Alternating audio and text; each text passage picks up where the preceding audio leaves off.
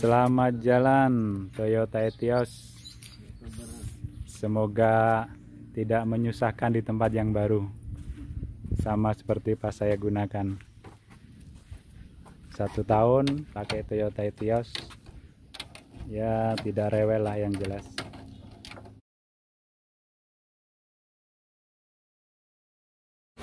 Assalamualaikum warahmatullahi wabarakatuh. Semoga di hari ini kita selalu dalam kesehatan dan kebarokan, amin. Untuk hari ini akan kita bahas yaitu Toyota Etios.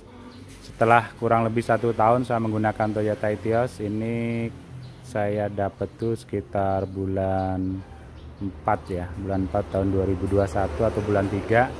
Sekarang tahun 2022, jadi kurang lebih 1 tahun. Saya mulai dapat sampai dengan 1 tahun ini tidak ada satupun untuk di bagian bodi ini yang saya rubah. Ini masih cat bawaan, cat aslinya. Baik di samping, di depan, ini tidak ada sama sekali yang saya rubah ya. Termasuk masih ada bekas penyok-penyok gini ya. Namanya mantan taksi, wajar. Yang sudah mengalami perubahan hanya di kaca film. Ini di bagian bodi ini kaca film. Jadi saya ganti kaca film di samping kanan kiri, termasuk di bagian belakang. Kalau di bagian depan ini tidak saya pakai. Terus yang pernah saya ganti selama 1 tahun saya menggunakan Toyota Etios ini adalah di bagian shock breaker depan sini ya. Shock breaker depan sini. Ini memang saya ganti tidak orinya atau aslinya, saya beli KW. Ini spare partnya sama sih dengan punya Yaris. Shock breakernya ini harganya sekitar kurang lebih 700-an karena saya beli tidak yang ori ya. Terus ban ya, ban depan itu juga saya beli bukan baru, jadi second. Jadi selama 1 tahun saya menggunakan Toyota Etios ini, yang saya rasakan untuk di bagian mesin selama setahun ini sama sekali tidak ada masalah, tidak rewel. Ini belum pernah saya tune up, belum pernah ada yang saya ganti baik filter oli, karena memang saya menggunakannya juga tidak terlalu jauh. Ini paling jauh saya gunakan paling lebih sekitar 300 km ya. Jadi dalam setahun ini belum mencapai yaitu untuk penggantian daripada filter oli. Ini belum ada ya, yang sudah saya ganti itu hanya oli. Sudah itu oli persneling, jadi begitu dapat itu saya langsung ganti oli mesin, oli persneling.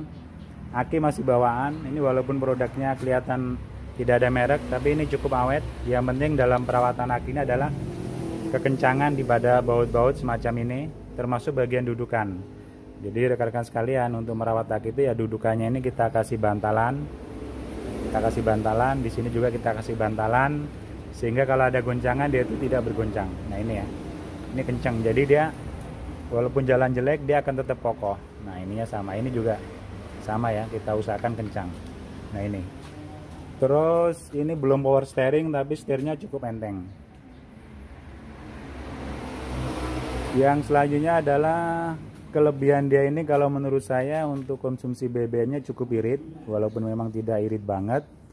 Itu kurang lebih sekitar 1 liter itu mampu 15 kilo ya, 1 liter 15 kilo. Terus tarikan mesinnya juga cukup kencang untuk tarikan di awal, sentakannya enak, untuk nempong-nempong enak, karena memang dia ini kan 1500 cc. Mesinnya halus, tidak berisik, halus sekali mesinnya. Termasuk di bagian AC nya itu cukup dingin ya, AC nya cukup dingin. Untuk kelebihan di Toyota Etios ini.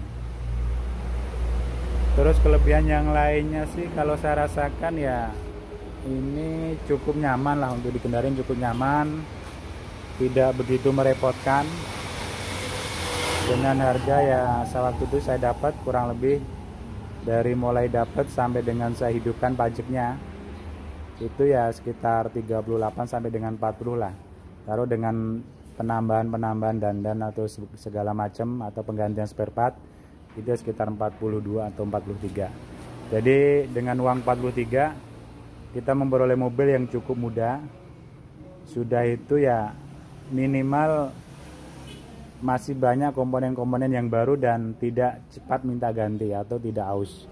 Karena saya bandingkan dengan saya membeli sedan, waktu itu saya beli sedan dengan harga yang mungkin mirip-mirip, cuma lebih mahal dikit ini ya. Itu udah banyak komponen yang harus saya perbaiki, mulai dari power steering mulai bocor, terus dinamo startnya udah mulai ini ya kan, terus ya adalah beberapa komponen yang harus saya perbaiki. Jadi perbandingannya memang di Toyota Etios ini kelemahannya karena dia mantan taksi, terus modelnya juga tidak menarik, terus belum power window, belum power steering. Nah tapi menangnya adalah dia ini lebih mudah. Jadi dengan budget yang pas, dengan anggaran yang pas, kalau saya sarankan sih lebih baik mengambil Toyota Etios daripada mengambil sedan tua kalau harganya sama. Jadi kita akan lebih hemat untuk di dalam perawatan. Untuk bensin sendiri dia ini saya pakai waktu itu bensin, waktu masih ada bensin ya. Sudah itu pakai Pertalite. Memang untuk Pertalite ini ya cukup, kadang-kadang itu ada kayak nyendat ya, tapi lama-kelamaan juga tidak. Di awal-awal saja sih yang bagus ya memang pakai Pertamax, tapi coba saya pakai Pertalite selama kurang lebih sekitar 1 tahun ini ya aman-aman saja, tidak ada masalah. Di bagian mesinnya tidak ada masalah. Kalau di bagian dalam ya seperti inilah. Nah ini masih power window ya, setirnya kecil, enak ini ya, enak. Terus kekurangannya itu di bagian jok belakang, kalau menurut saya itu sempit ya.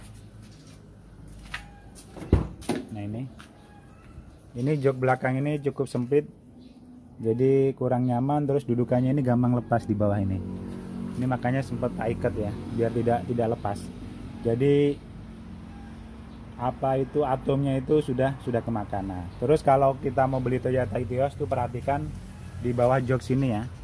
Ini biasanya kan karena mobil dia lama, biasanya itu timbul karat atau dia mungkin bekas kerendam sedikit. Nah ini. Tapi secara keseluruhan dengan budget segitu ya saya rasa pantas lah. Maksudnya kita ya lebih enak karena memperoleh mobil lebih mudah, jadi lebih gampang dalam perawatan.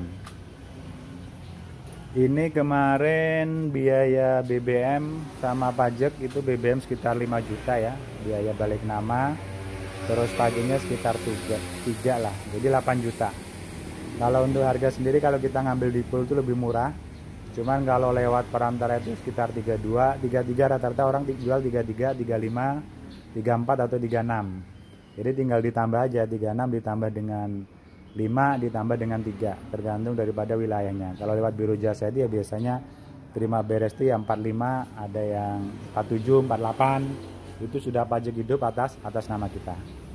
Ini ya, ini yang biasa sih iseng-iseng rubah-rubah. Jadi sebenarnya sistem kerjanya sama. Kenapa ini saya kasih udara luar?